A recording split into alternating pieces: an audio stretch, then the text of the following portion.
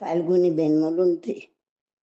તમારો સવાલ છે કે બધા પચખાણને સંબંધી એક ઓડિયો બનાવો ને તેમાં સાચી સમજણ આપો. ઓકે, જો પહેલા તો પચખાણ કોને કહેવાય? તો કે દિવસ અને રાત્રિના આહારના એટલે કે અન્ન પાણીના ત્યાગના જુદા જુદા નિયમને પચખાણ કહેવાય. હવે કે પચખાણ શું કામ લેવાનું? તો કે જીવને આહાર સંજ્ઞા એટલે કે ખાવાની લત અનાદિકાળથી લાગેલી છે. જન્મે ત્યારથી પહેલી વાત ખાવાની જ હોય. ખાવાના વિચારમાં કેટલું એ ધર્મ ધ્યાન, તપ, ત્યાગ એ બધું ચૂકી જવાય. માટે એના પર કાપ મૂકવો જરૂરી છે. તો જ ધર્મ આરાધના સ્થિરતા આવી થઈ શકે. પછી આગળ વધતા વધતા અંતે આત્માનો સ્વભાવ એટલે કે અનાહારીપણું પ્રગટ થાય.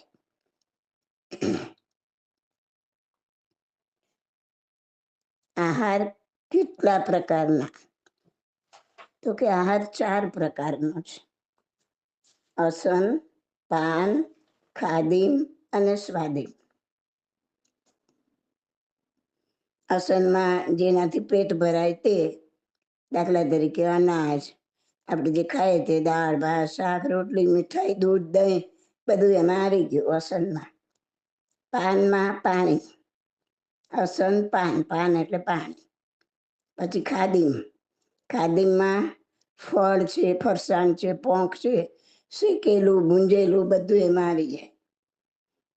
અને સ્વાદીમમાં મુખવાસ, મસાલા, ઔષધિ આ પણ બધું શેમાં આવી જાય?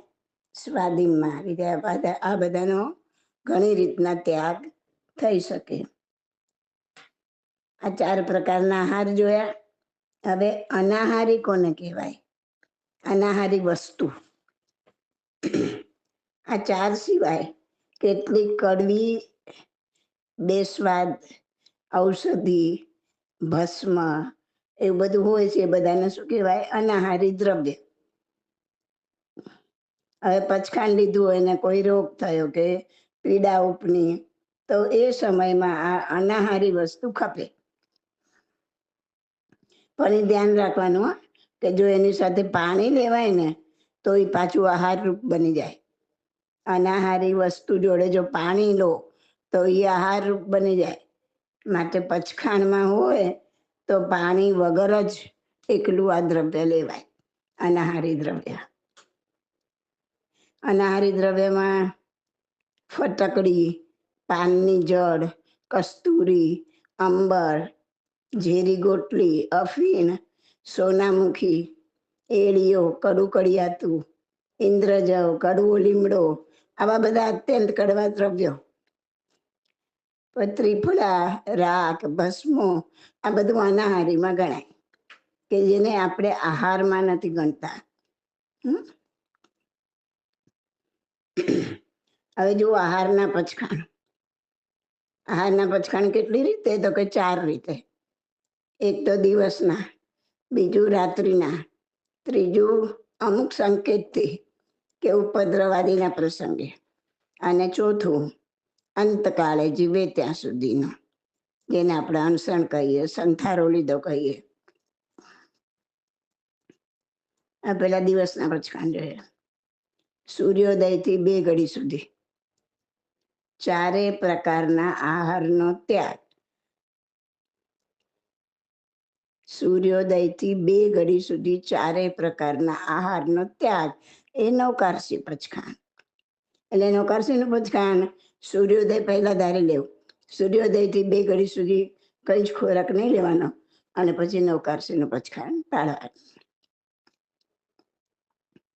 બરાબર.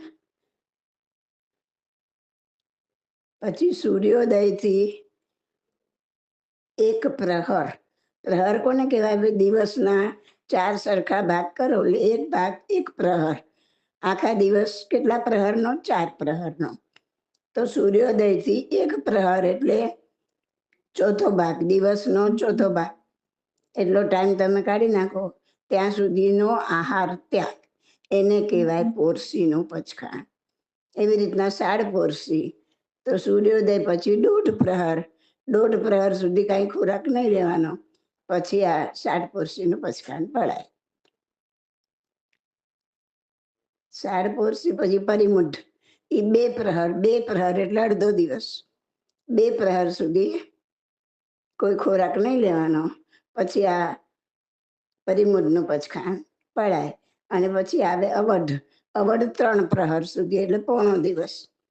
3 પ્રહર સુધી 4 આહારનો ત્યાગ.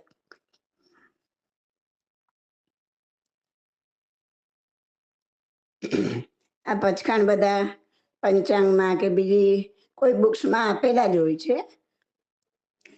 આ પચખાણ બને ત્યાં સુધી સાધુજી, સાધ્વીજી ભગવાન અથવા તો વડીલો પાસે લેવા.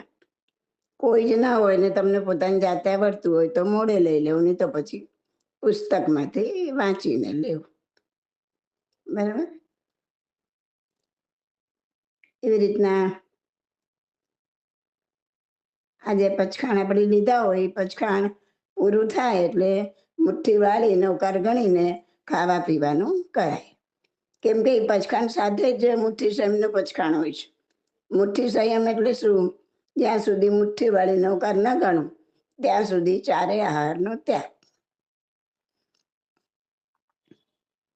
દિવસમાં વારંવાર એકલું આ મુઠ્ઠી સંયમનું પચખાણ કરીએ ને તોય ઘણો લાભ મળે.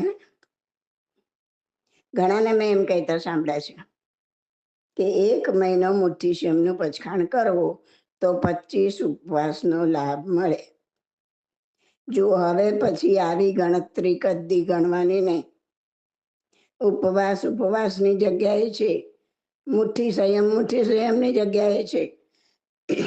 એની સરખામણી કદી થઈ શકે નહીં.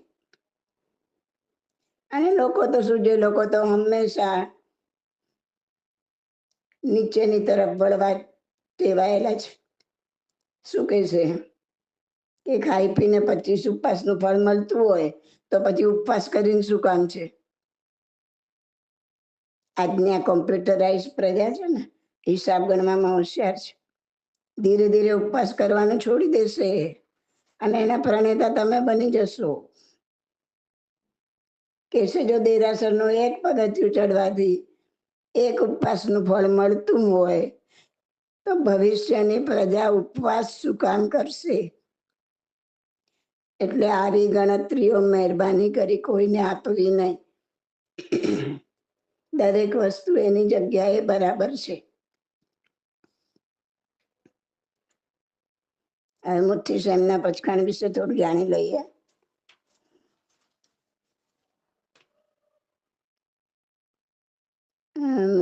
આખો દિવસ મુઠ્ઠી સંયમનું પચખાણ ચાલુ રાખી શકાય. એમાં મુઠ્ઠી વાળીને નૌકાર ન ગણાય ત્યાં સુધી 4 આહારનો ત્યાગ, એવું પચખાણ હોય છે. એટલે કે જો તમે સવારે મુઠ્ઠી સંયમનું પચખાણ લીધું, પછી કંઈ ખાવા પીવાના પ્રસંગે પાડ્યું, પાછું વાપર્યા પછી ફરીથી લીધું, પછી પાણી પીવા પ્રસંગે પાછું પાડ્યું, પાછું પાણી પીને લીધું, એમ આખો દિવસ ચાલુ રાખી શકાય.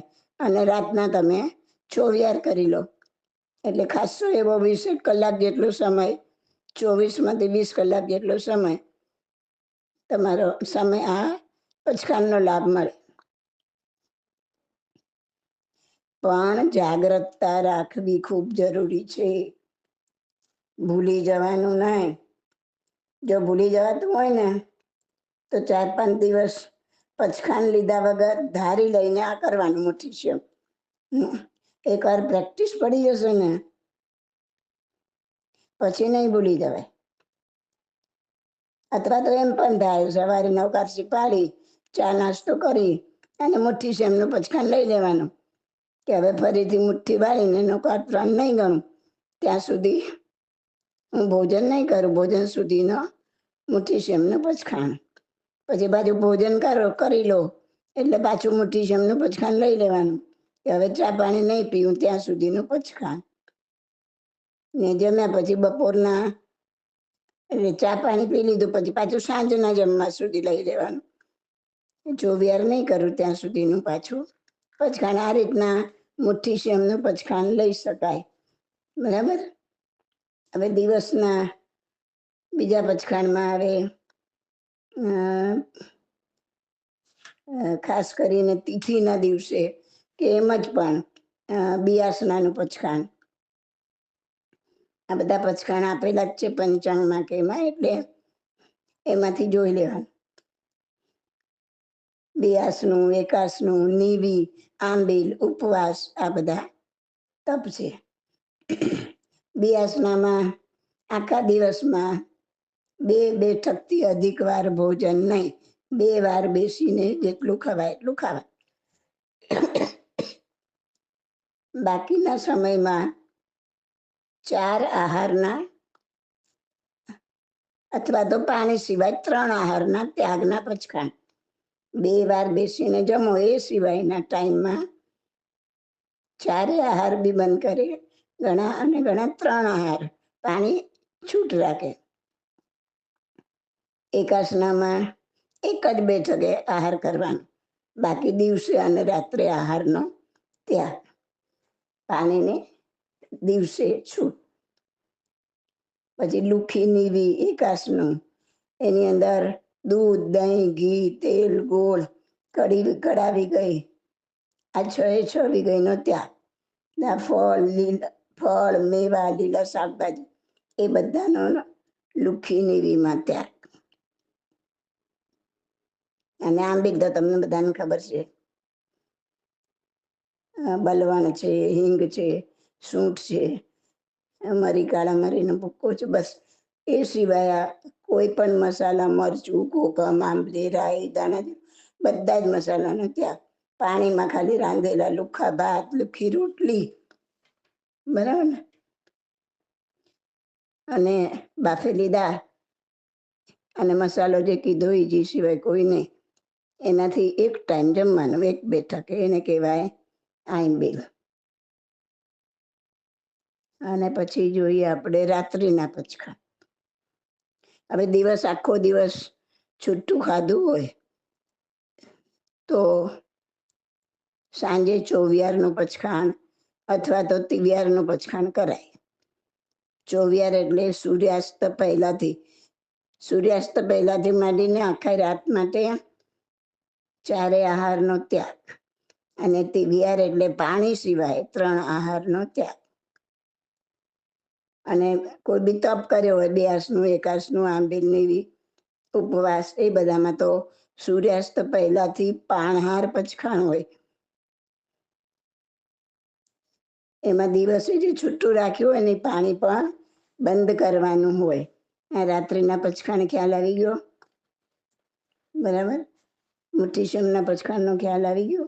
જે અમુક નિયમ છે ને ચોમાસામાં કરવા જેવા હોય છે, કેમ કે ચોમાસામાં જીવોત્પત્તિ વધારે હોય અને વિકારોની પ્રબળતા હોય, એટલે ચોમાસા માટે ખાસ નિયમો કરાય. કુમારપાળ રાજા હતો ને, 18 દેશનો રાજા, એ ચોમાસામાં રોજ એકાસનું કરતો. અને એમાં પણ ઘી સિવાય 5 વિગઈનો ત્યાગ, લીલા શાકનો ત્યાગ, 4 માસ બ્રહ્મચર્ય. પછી પાટણથી બહાર જવું નહીં, પાટણનો હતો ને, પાટણથી બહાર જવું નહીં, આવો બધો નિયમ રાખતો હતો.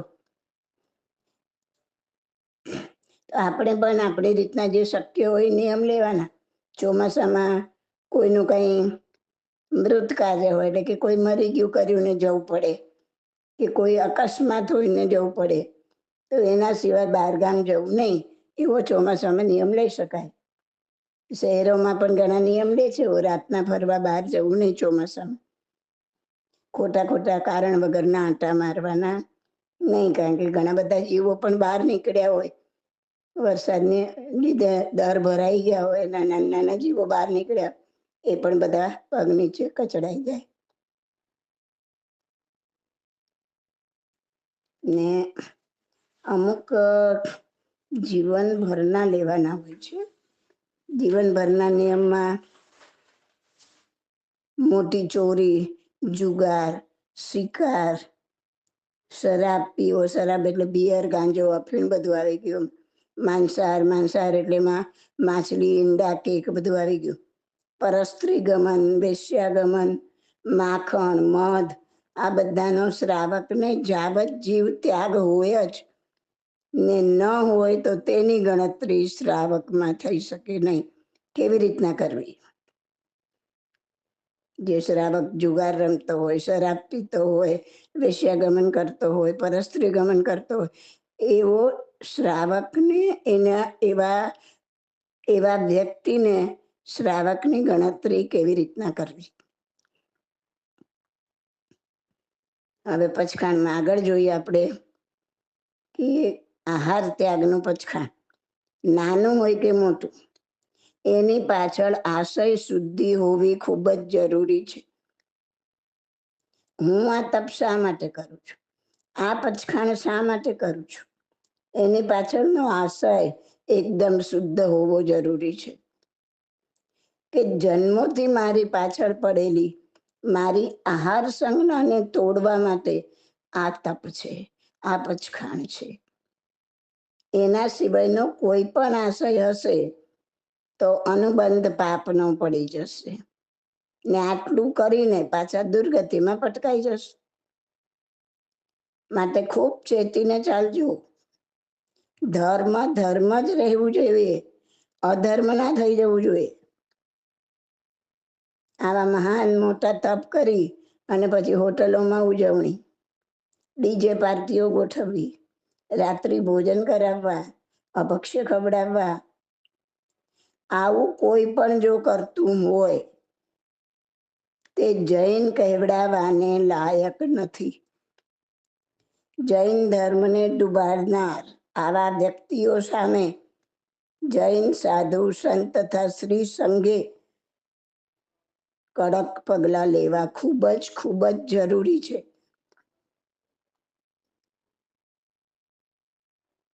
આ એક મારા કુટુંબની વાત કરું કે તપમાં કેટલી સાદગી હોવી જોઈએ એનો તમને ખ્યાલ આવે એના માટે. મારી ભત્રીજા વહુ છે, નાની ઉંમર છે, એને 30 ઉપવાસ, 68 ઉપવાસ, વર્ષી તો બધી ઘણી બધી તપસ્યાઓ થઈ ગઈ છે. અત્યારે ચોથો સર્વતોભદ્ર તપ ચાલે છે. એ 26 વર્ષનો તપ છે, 441 દિવસનો. એમાં 392 ઉપવાસ, 392 ઉપવાસ 6 વર્ષમાં અને ખાલી 49 બેસના. આટલો મોટો તપ કરવા છતાં કોઈ પણ પ્રકારનો દેખાડો કરવો નહીં. એને બિલકુલ ગમતું નથી. પ્રશંસા એને અડતી નથી. પારના પ્રસંગ પર પારણાનો પ્રસંગ ઉજવવાની બિલકુલ ના પાડે છે. ઉજવવાની તૈયારી કરી હોય તો કેન્સલ કરાવી નાખે છે. મેગેઝિનમાં ફોટો આપવાની પણ ના પાડે છે. આ છે શાસનનું સાચું રત્ન.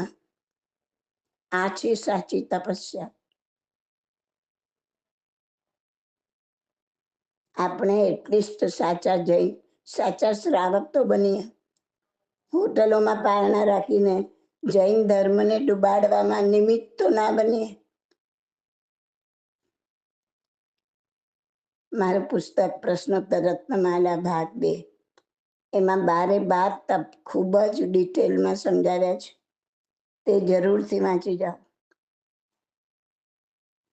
પ્રશ્નોત્તર રત્નમાલા ભાગ 1, 2 ને 3 ત્રણેય પુસ્તક ફ્રીમાં છે. વસાવો, વાંચો, સાંભળો, સમજો અને તમારું મન જે કબૂલ કરે તે ગ્રહણ કરો, બાકીનું છોડી દો. હું ક્યારેય એમ નહીં કહું કે મેં કહ્યું છે તે જ સાચું છે, એને તમે સ્વીકારી લો. નહીં, તમને જે યોગ્ય લાગે તે સ્વીકારો, બાકીનું છોડી દો. Okay. This audio is by Subodhi Masalia. My contact number is 8850088567.